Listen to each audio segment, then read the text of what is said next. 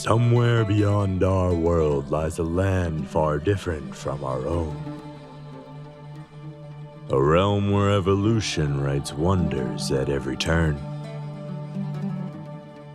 Among these wonders exists one of peculiar stature. A creature small in size, yet cunning and relentless in its pursuit. Here on the Isle, even the smallest dare challenge the thunder of giants. And through these forests it moves with ghostly grace, a whisper passing amongst the shadows. This is a creature that rules the world, not by brute strength, but by wit, and by relentless determination. This is the tale of Troodon. We opened our eyes for the first time in the southernmost parts of Evrima's jungles. A juvenile Troodon is far, far slower than its full-grown counterparts. It will require just a bit of luck in order to secure our first substantial meal.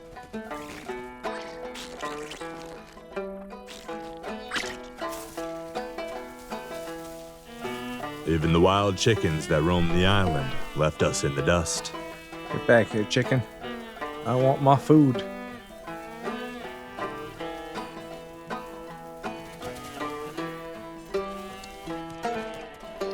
That's a pig.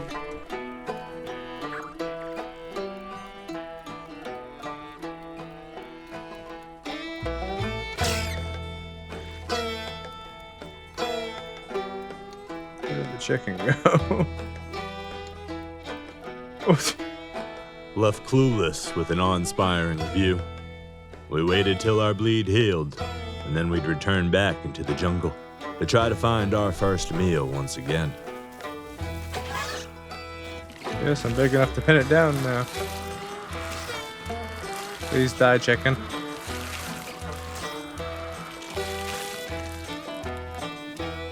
Victory. We hunted a chicken. We spend our evening dining on delicious chicken bits, safe in the dense jungle thicket from all would-be predators. That chicken would last us all night long, but we'd grown thirsty. So before tomorrow's sun could rise, we would refresh ourselves at the nearby southern oasis.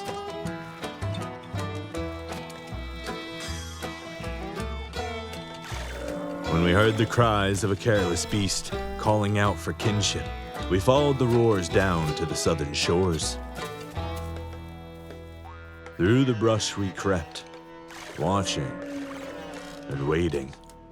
Our venom had not yet activated, and until our toxins were ready, we could not risk discovery. One mistake, and our prey could very well just slip away.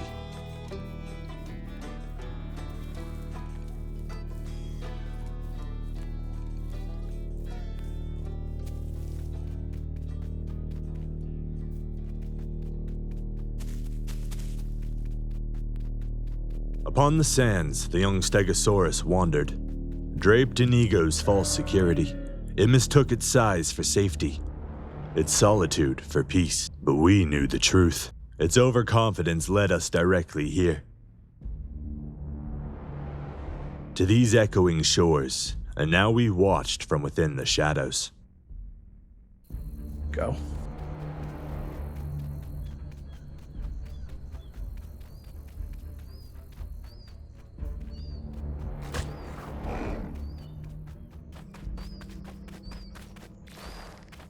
Bait it.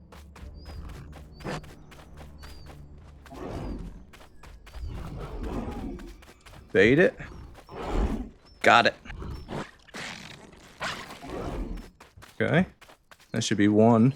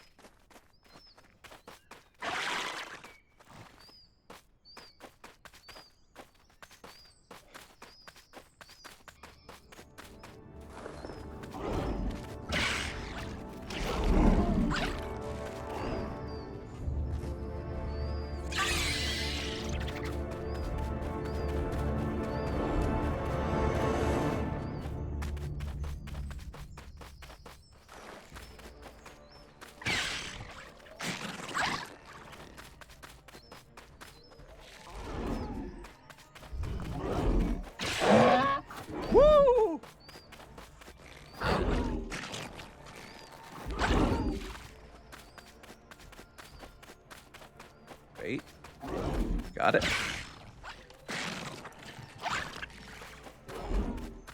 Bait.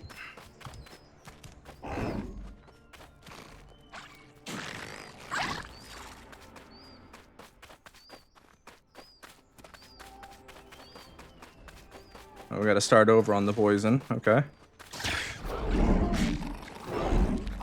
Woo, lag. Not good. We're gonna just rest up a little bit.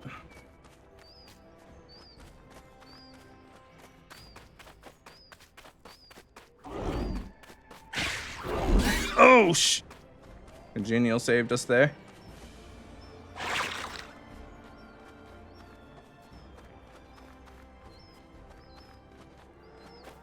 Bait.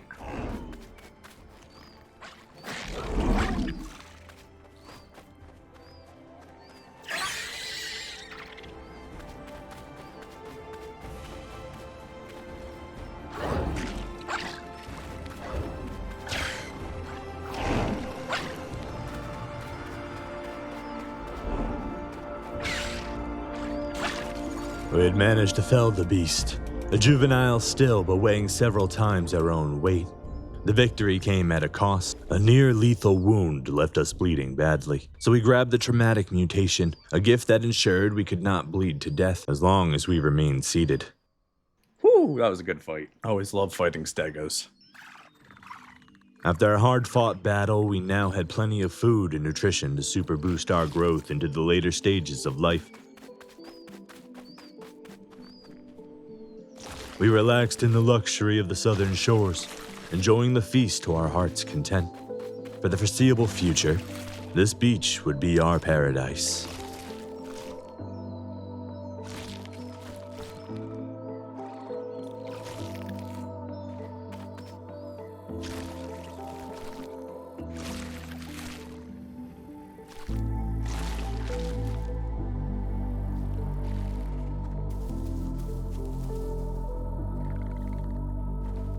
While we healed and digested our prize, we ended up taking notice of another stego walking by, heading down the coast in the opposite direction we just came from.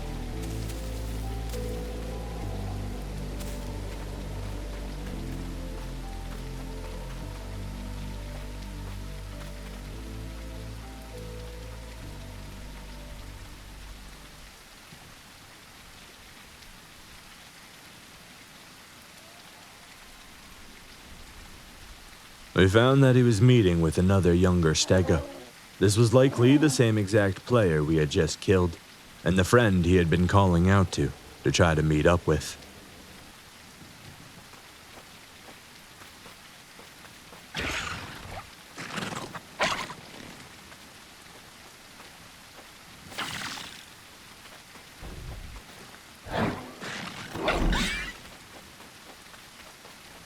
Having taken a bad shot early into the hunt, we chose to call it off entirely and slip back into the shadows of the jungle where we could lick our wounds. We had subsequently gained our final mutation, so we thought it'd be better to heal back up to full and live to hunt another day. Leftovers from our previous kill still sustained us, so there was no need to rush into a reckless battle. Since it was raining, we decided to pick up reabsorption as our final mutation, letting us regain our hydration while it still rained.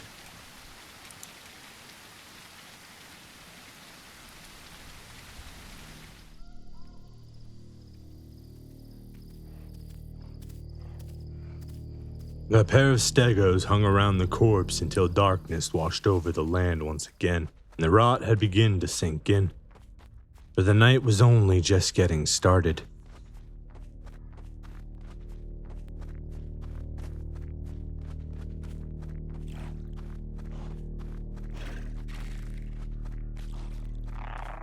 A poor fresh spawn omni with bad vision had wandered right into our sights, asking for friendship.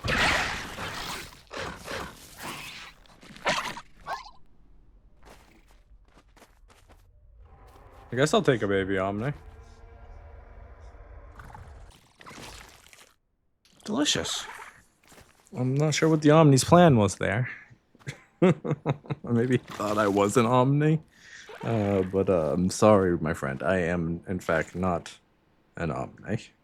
The Omniraptor would sustain us well into the night. Its remains a final gift before our pilgrimage would begin. At dawn, we would set out on a migration, crossing the vast isle in search of a territory to call our own. Along the wind-swept southern shores we pressed on, stopping only at the great mud flaps to cool off in the thick, serene mud, before being drawn ever closer to the great delta, where Gateway's largest river carved its path wide through the lands.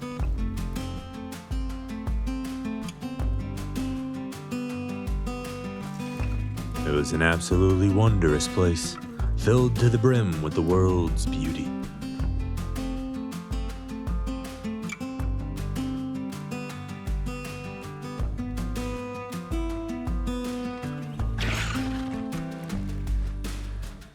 There you go. Crouch bounce. Really, you should crouch bounce over all of this instead of jumping. Like I said, you can get 4 more bounces than you can jumps. It's just louder. But if you don't care about being spotted like right now, then it doesn't really matter.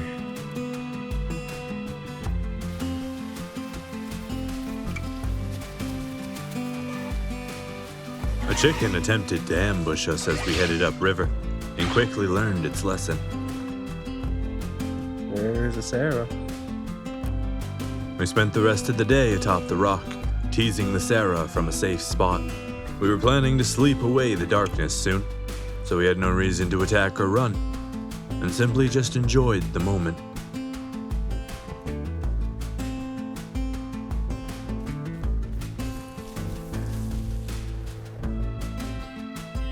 When a new day came, and we awoke from our slumber, we were welcomed back by the golden rays of sunlight washing down across the lands. We drank our fill from the river, unthreatened by the myth of Deinosuchus, and then we continued on our journey north to the water axis, searching for the perfect hunt.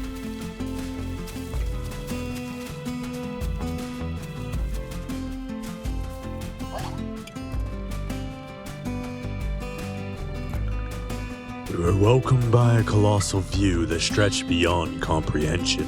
A lake of endless water with massive structures of unknown origin, and tiny dancing lights that jittered across the horizon's reflection, like the countless stars that littered the night sky.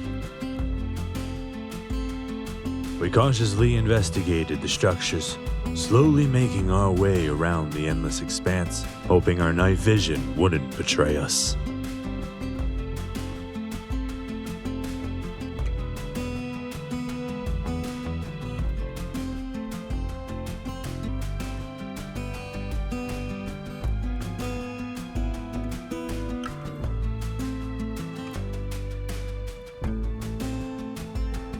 Water Axis was a beautiful yet boring place, where we rarely ran into the kind of attention we were looking for, so we made our way into the northern jungles of Gateway, following the scent of nearby sanctuary, hoping to wait in ambush for our next meal.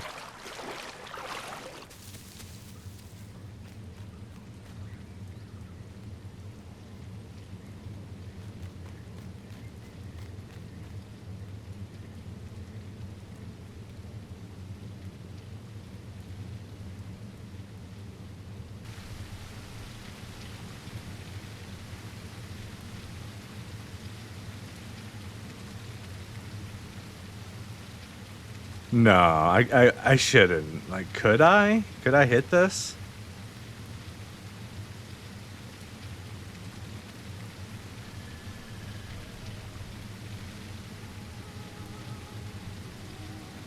I want to try.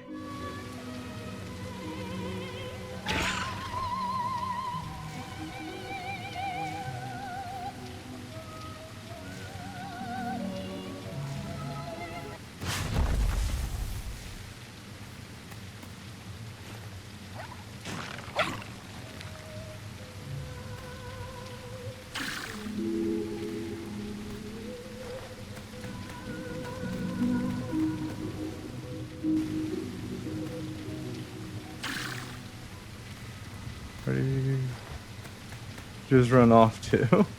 Although our attempt at Ahira's entrance went awry, and our prey managed to disappear into the darkness, we still had plenty of time before we needed to worry about food. We would return to the shadows in ambush until a familiar sound caught our attention.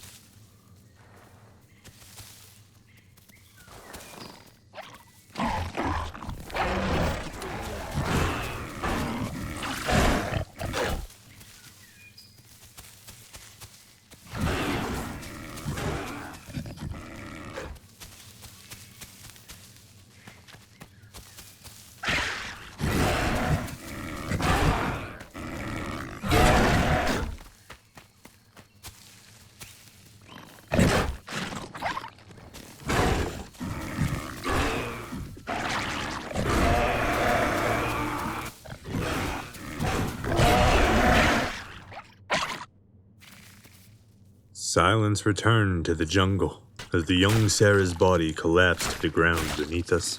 He wasn't the original target that drew us out of ambush. He was simply in the wrong place at the wrong time, and now his body would feed our survival. With stomachs and nutritions filled to the brim, we made our way to the North Lake.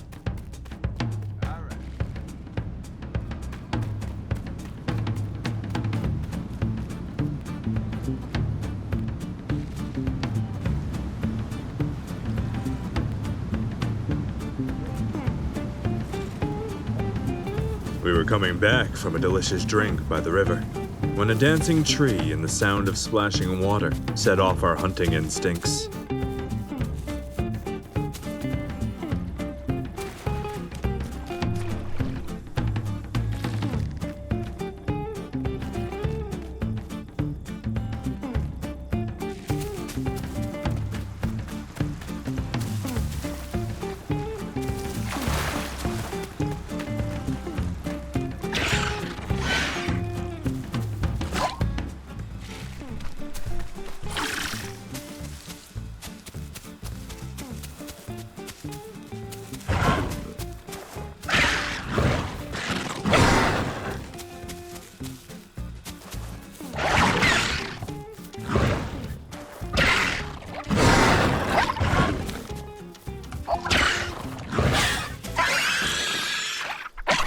We were overconfident in our abilities against the young Carno, and attempted to practice our break-checking pounce, letting the courageous beast get a strong bite on us right before putting his lights out. Although it wasn't the cleanest kill, we would have food for a very long time, and could relax and ease along the water's edge under a clear blue sky.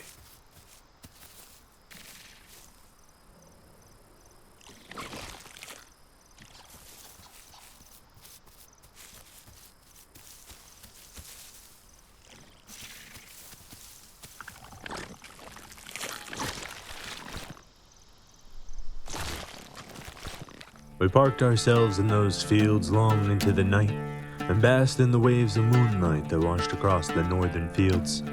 The evening was peaceful, and we didn't spot a single other creature all night long.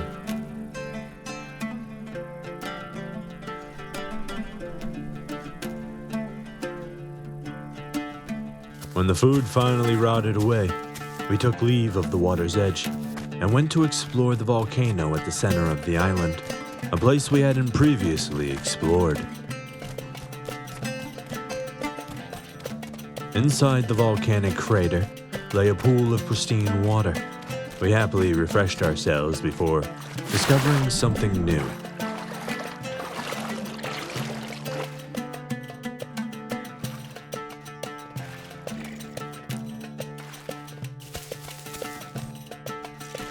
A cave system unlike anything we had ever seen on the Isle before. The tunnels wound deep and narrow, their silence broken only by the echoes of our own steps, until at last the darkness revealed a large hidden chamber, pools of fresh, glistening water, like jewels in the shadows.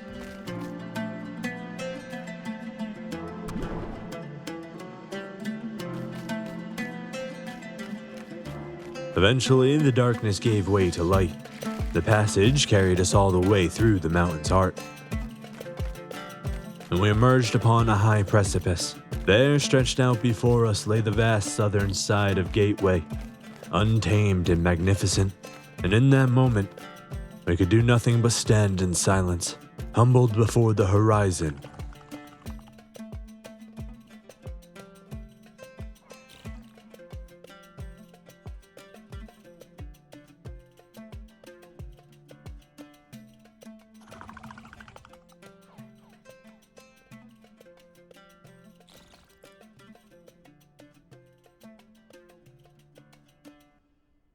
As we descended the mountain, the sky erupted, a storm breaking loose with a sudden violent force when we saw the glimmer of mankind's structure.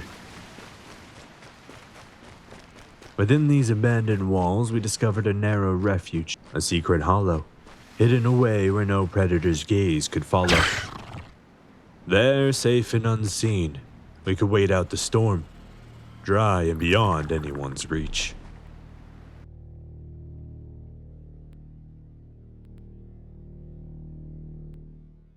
When the storm passed at last, we made our way downriver from the northern lake, tracing the current towards its runoff. What awaited us was nothing short of breathtaking. The river broadened into a small reservoir where nature unveiled its spectacle, an elegant cascade of waterfalls, each one pouring its soul into the central waterways of Gateway. We took our time to explore the depths of this new place closely, to take in the moonlit canvas illuminated by the ripples' reflections. It was in these elegant moments that we forgot about our hunger and our drive to hunt. We simply existed within the painting, experiencing each stroke of its majestic brush. We were simply a tiny being in an impossibly big world, putting our best foot forward every chance we could. We'd like to say this story ended in triumph, slaying some mighty beast or raising a family to carry on stronger, brighter future. But not every tale is granted such an ending. Reality is quieter and far harsher. Curiosity carried us far, yet in the end, it carried us to our undoing. And so the story closes here, not in glory, nor in legacy, but with a soft, solitary thud fading into the silence of the night. We can spend countless hours trying to shape the perfect ending, yet perhaps not every story is meant to be perfect. Perhaps it is enough that it was lived. Perhaps it was enough that it was lived.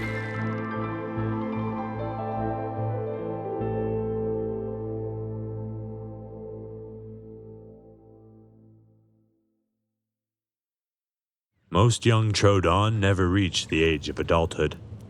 Their fires extinguish long before they've learned their true potential. Life is such a fragile thing. One second it's burning bright, and in the next moment, it's gone. When life is so fragile, it's best to walk alongside those you can trust, friends who will follow you into even the darkest battles. For when many small strengths stand together, even the tallest mountains can be overcome. Our troop of Troodon had spawned a very large Sarah near our sanctuary, and made our calls to the Troodon, marched into battle with a craving for Sarah flesh. We were still a younger Tro, so we wouldn't be playing a main role in the fight, but we would attempt to be as useful as one could be.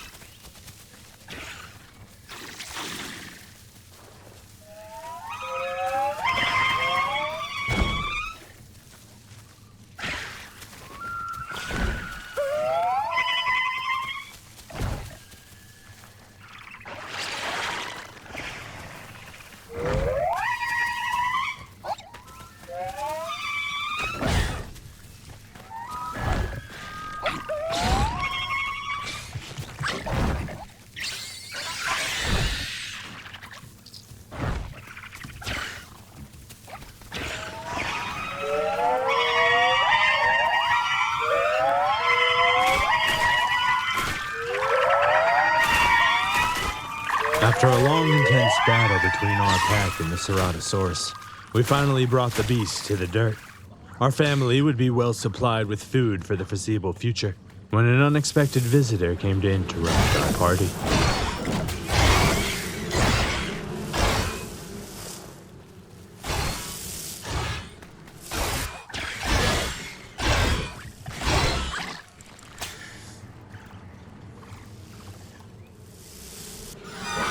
Apparently, we didn't learn from the first time he attacked us.